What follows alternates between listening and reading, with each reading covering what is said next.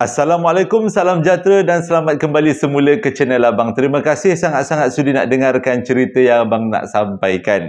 Dan sebelum Abang mulakan cerita, Abang minta maaf sangat-sangat hari tu Abang tak ada upload satu video pun. Memang kita fokus sepenuhnya untuk sambutan raya kali ini. Jadi hari ini adalah hari Isnin, Abang sambungkan cerita. Sebab niat Abang untuk buat cerita adalah untuk sampaikan cerita adalah untuk memberikan hiburan sewaktu bekerja dan juga sewaktu beraktiviti. Waktu raya kita memang fokus pada raya. Jadi hari ini Abang nak sampaikan satu lagi cerita. Sebelum tu, selamat hari raya untuk semua. Jadi sebelum tu, bukan sebelum tu, hari ni Abang nak sampaikan satu lagi cerita dan ceritanya memang betul-betul Abang suka sebabnya berlaku pada tahun 1940-an. Bila cerita-cerita yang macam ni memang lain macam dia punya tahap keseraman dia dan dia punya suasananya memang selalu mencengkam. Jadi sebelum kita mulakan cerita, marilah kita sama-sama berdoa kepada Allah Ta'ala. Semoga Allah panjangkan umur, murahkan rezeki, berikan kesihatan yang baik untuk kita semua, permudahkan segala urusan kita dunia dan di akhirat. Semoga Allah memberikan syurga buat mak ayah kita, juga memberikan keamanan untuk kita satu dunia. Tanpa membuang masa lagi, Abang akan mulakan cerita kali ini dengan a'udzubillahi minasyaitonirrajim. Bismillahirrahmanirrahim. Allahumma sholli ala sayyidina Muhammad wa ala ali sayyidina Muhammad.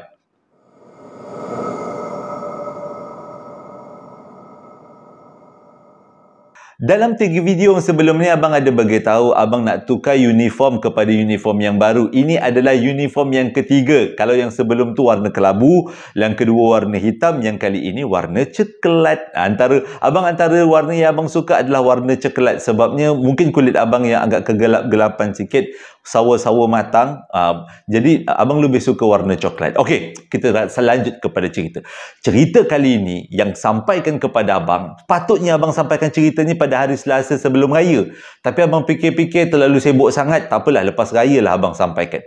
Cerita kali ini diceritakan oleh seorang pakcik. Dia gelarkan namanya dengan nama Pakcik Lan. Ini adalah kisah sewaktu atuk dia masih lagi bujang. Waktu tu berlaku dekat satu daerah di negeri Kedah. Cuma diminta dekat Abang sembunyikan kerana ia melibatkan sesuatu yang berkaitan dengan kematian. Okay. Ceritanya bermula, atuk dia ni waktu muda-muda orang panggil dia Muda. Nama sebenarnya lain tapi nama gelarannya Muda. Dan dia duduk dekat satu daerah yang berdekatan dengan kawasan negeri Siam. Maksudnya negeri Siam, Thailand. Itulah kampung dia. Dekat kampung tu ada orang Melayu, ada orang Siam dan ada macam-macam bangsa lagi. Tapi hidupnya harmoni, dia kata. Pada waktu tu atuk dia masih lagi bujang. Dan kalau tak silap Abang, tahun cerita ni berlaku pada tahun 1939 nak ke 1940. Waktu tu atuk dia masih lagi bujang, berumur 24 tahun. Masih lagi belum kahwin.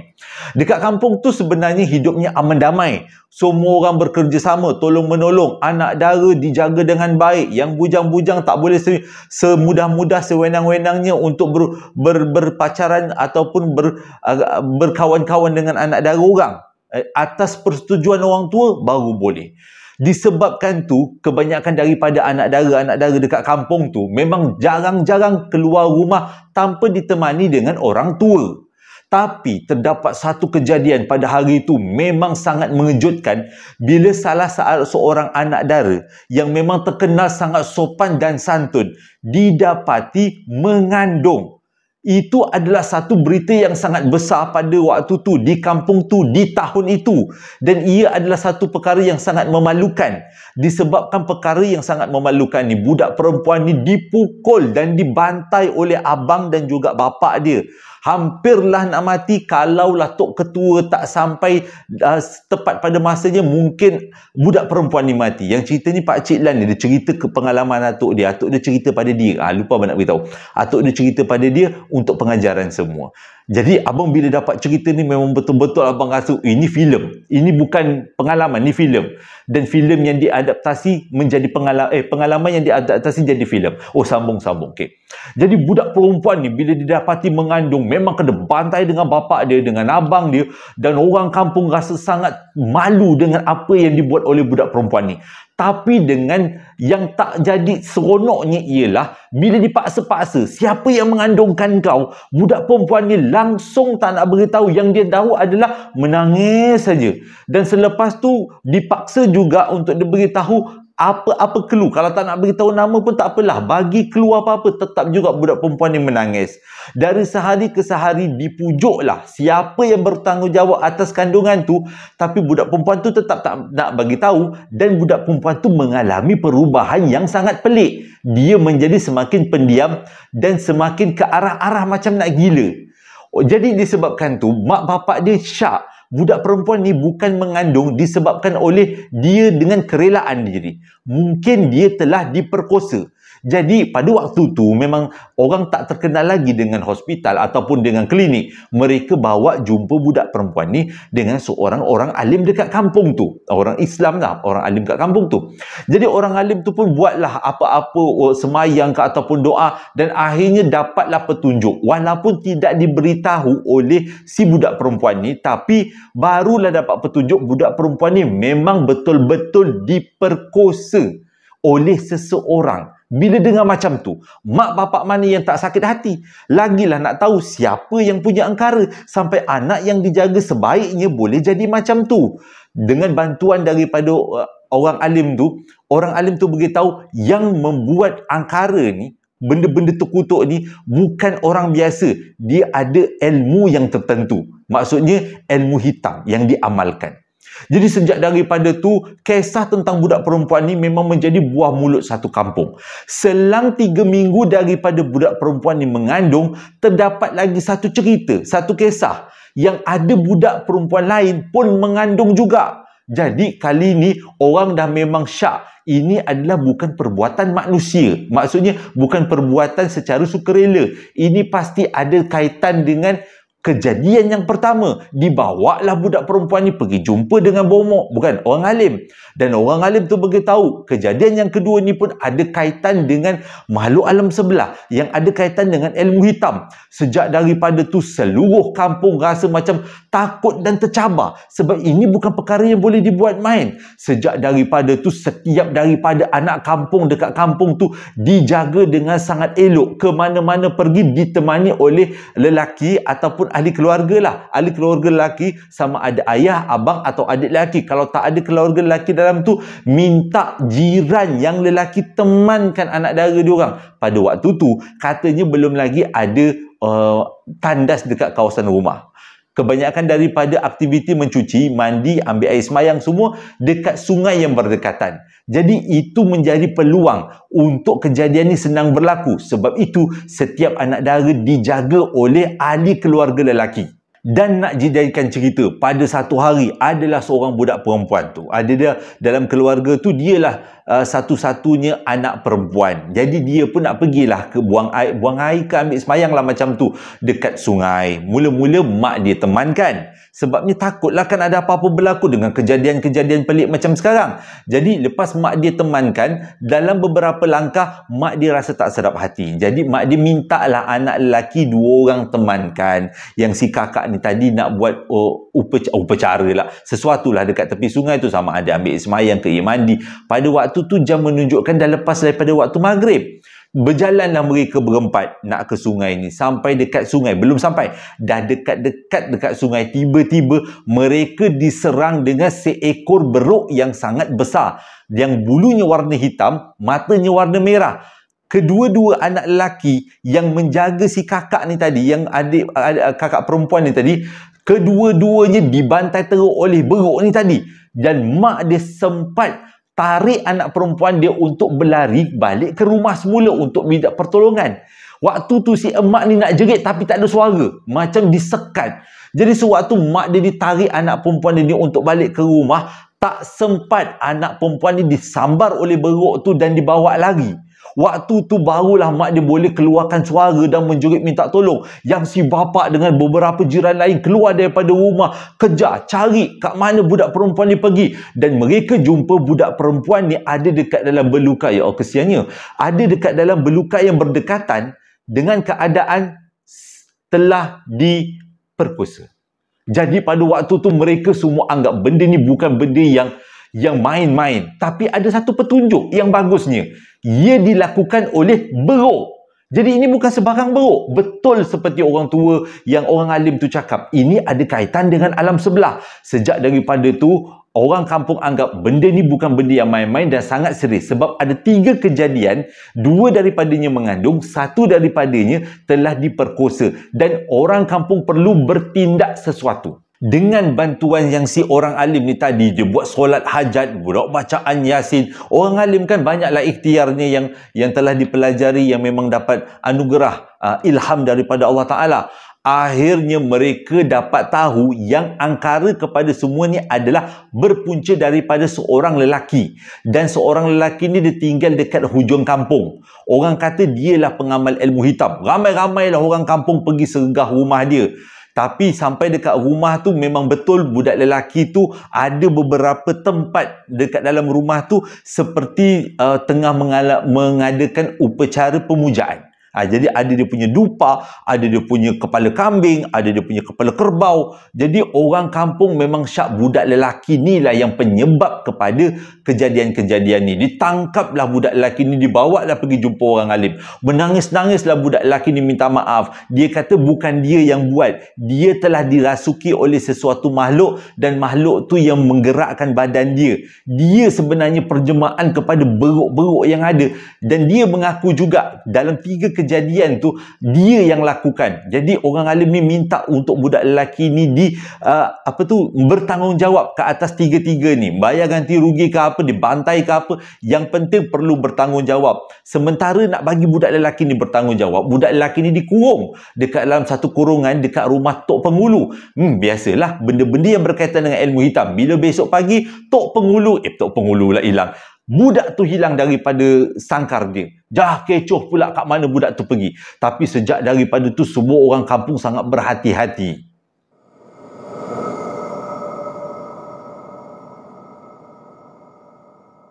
Pada awalnya orang ingatkan sejak daripada budak lelaki itu menghilangkan diri dan tak ada lagi kejadian-kejadian pelik selepas-lepas tu, kelibat-kelibat beruk pun semua tak ada. Orang kampung ingat semuanya dalam keadaan aman dan bersih dan damai. Jadi orang kampung buat tak tahu je lah. Selang seminggu daripada kejadian budak lelaki tu hilang, 3 budak perempuan yang menjadi mangsa. 2 daripadanya mengandung, yang seorang lagi telah menjadi mangsa tu kan.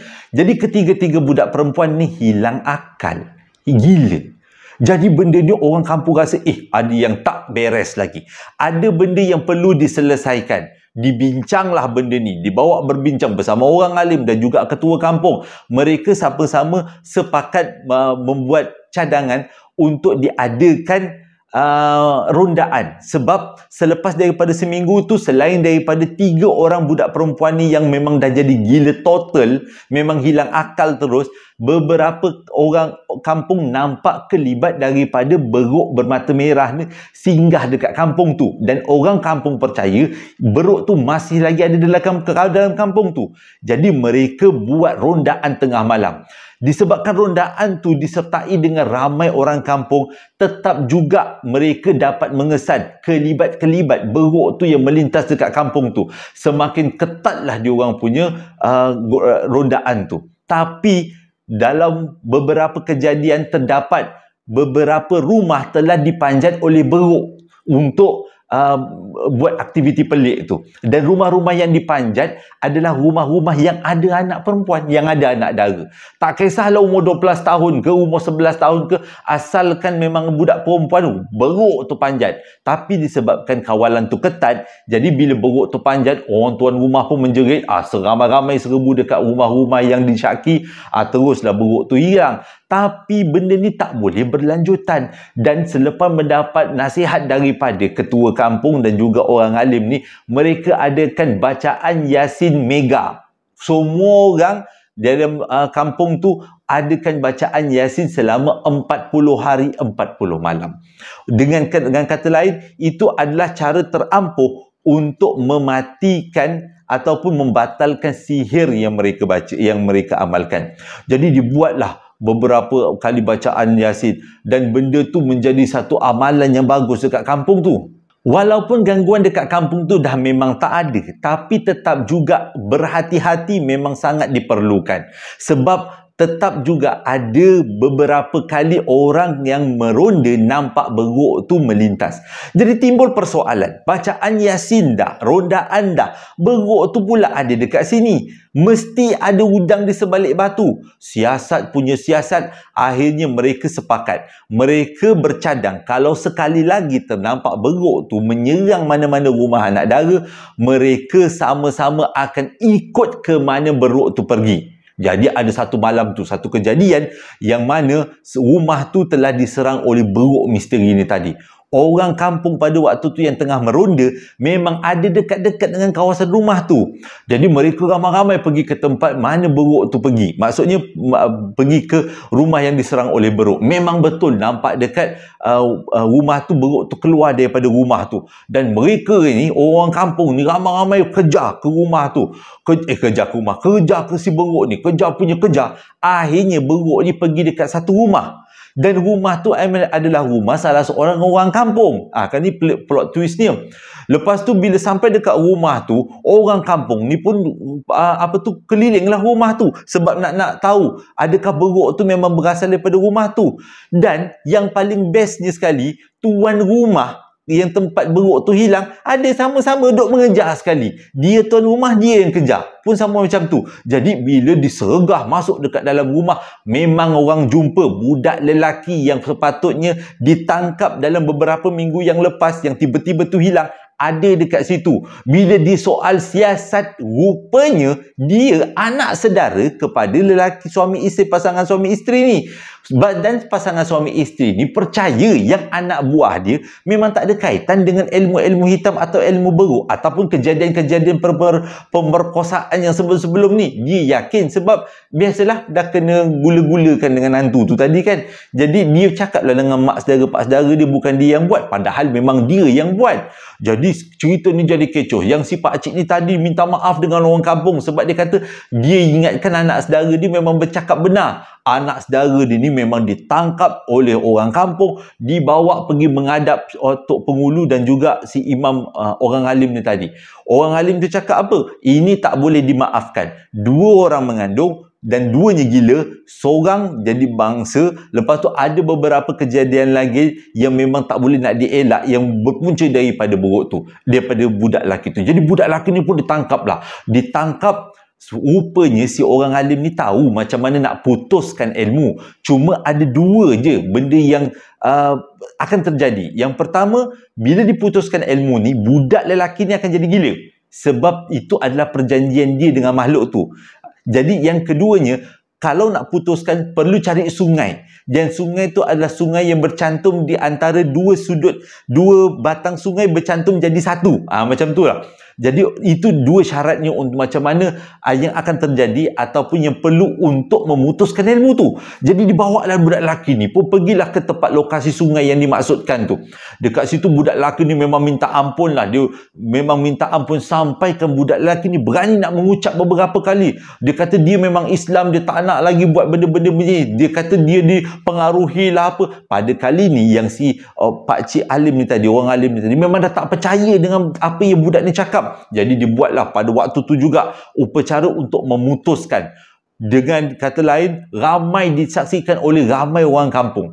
Jadi bila dalam upacara tu ada ribut lah, ada hujan lah, dengan budak lelaki ni menjerit-jerit, dipegang oleh orang kampung. Budak lelaki ni dengan kekuatan yang sangat luar biasa, sampaikan katanya dekat kaki kena pegang, kaki kanan 5 orang, kaki kiri 5 orang. Dia menyarap macam tu. Jadi badan dia dihempap dengan 5 orang lagi, tangan 5 orang, kaki 5 orang. Tangan kanan 5, tangan kiri 5, kaki kanan 5, kaki kiri 5, badan 5 orang. Rasakanlah bahawa memang tak boleh nak lari ke mana. Itu pun badan budak lelaki tu berjaya untuk terapung, diapung-apungkan. Maksudnya dia boleh bergerak lagi tu. Nak tambah berapa? Kalau abang memang tak tahu nak cakap apa, paku aja kaki dia.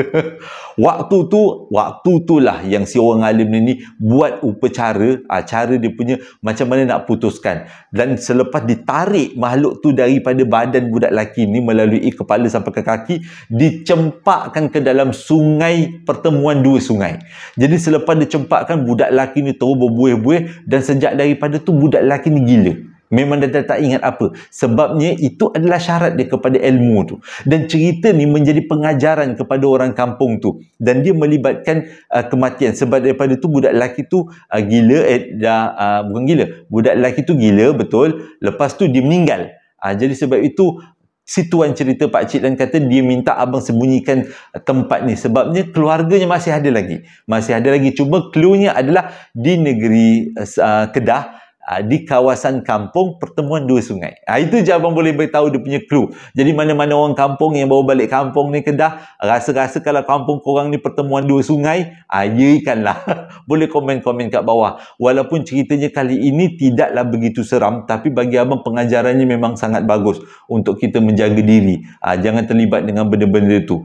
Dan sebelum dia diputuskan ilmunya, ditanya akhirnya kenapa dia mengamalkan ilmu tu. Dia kata senang aja, nak jadi berkuasa, nak jadi kaya. Itu je lah. Bila manusia dikaburkan dengan kekayaan dan juga kuasa, dia sanggup buat apa saja. Orang zaman sekarang jual toyol pun dekat Shopee kan.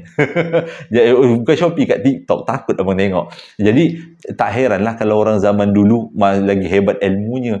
Dan kejadian ni menjadi iktibar kampung tu sampailah sekarang.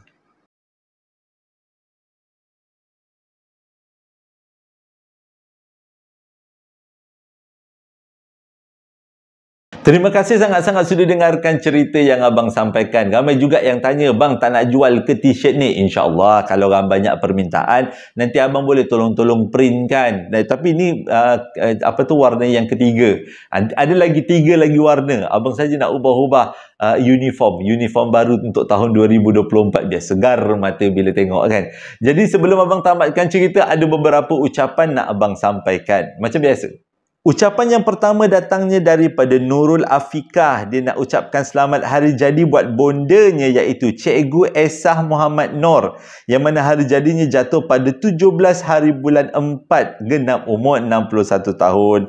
Dengan ucapan selamat hari jadi buat bonda, terima kasih mendidik dan menjaganya dari kecil sampai besar, menjadikan dia sebagai seorang insan yang berguna. Semoga Allah membalasnya dengan memberikan rezeki yang melimpah ruah, kesihatan yang baik, umur yang diberkati buat bondanya Cikgu Esah Muhammad Nur. Daripada pihak JSPL, abang ucapkan selamat hari jadi buat cikgu, semoga Allah sentiasa merahmatimu. Ucapan yang seterusnya datang daripada Puan Hamidah Abdullah. Dia minta kita semua hadiahkan Al-Fatihah buat suaminya yang telah pun dijemput ilahi pada 2 hari bulan 4 yang lepas. Jadi marilah kita sama-sama hadiahkan Al-Fatihah buat suami kepada Puan Hamidah Abdullah. Semoga diterima amalnya, amal baiknya, dan dimasukkan di kalangan orang-orang yang beriman. Al-Fatihah. Ucapan yang seterusnya datang daripada seorang bonda yang bernama Scarlett Zaloy. Dia nak sampaikan ucapan hari jadi buat anaknya, iaitu Nur Zuherlinda Zulkifli, yang mana hari jadinya jatuh pada 6 hari bulan 4, dengan ucapan selamat hari jadi buat anak anda tersayang. Semoga dipanjangkan umur, dimurahkan rezeki, diberikan kesihatan yang baik dan dipermudahkan segala urusannya dunia dan di akhirat. Ucapan yang seterusnya datangnya daripada seseorang. Diminta kita semua doakan sahabatnya, iaitu Muhammad Sabri bin Ilyas, telah pun terkena strok haba dan masih lagi dalam keadaan yang kurang sihat pada waktu ni. Jadi marilah kita sama-sama keluarga besar JSPL doakan semoga Encik Muhammad Sabri bin Ilyas cepat sembuh seperti sedia kala. Amin ya rabbal alamin. Dan ucapan yang terakhir datangnya daripada Nur Suhana. Dia nak sampaikan ucapan hari jadi buat adiknya, iaitu Muhammad Alif Fitri bin Mokti, yang mana hari jadinya bulan 4 ini genap umur 22 tahun. Dengan ucapan selamat hari jadi buat adik yang tersayang, semoga dipanjangkan umur, dimurahkan rezeki, diberikan kesihatan yang baik dan sentiasa dalam rahmat Allah. Di kesempatan ini, abang nak mengucapkan selamat hari jadi buat semua yang menonton video abang sejak daripada 4 tahun yang lepas. Terima kasih sangat-sangat atas sokongannya, dan semoga raya kali ini memberikan keberkatan, kebahagiaan buat kita semua. Amin ya rabbal alamin. Kesihatan yang baik, umur yang panjang. Amin ya rabbal alamin. Pada yang beraya tu, lepas ni kan lepas minggu untuk pergi open house ataupun pergi beraya rumah saudara mara yang jauh pula. hati-hati dalam perjalanan. Semoga tidak berlaku apa-apa yang kurang baik sepanjang kita di bulan Syawal ini. Terima kasih sangat-sangat menjadi peneman abang bercerita dalam setiap cerita yang abang sampaikan. Dengan ucapan selamat Hari Raya. Assalamualaikum warahmatullahi wabarakatuh. Hingga berjumpa lagi dalam 2 hari akan datang.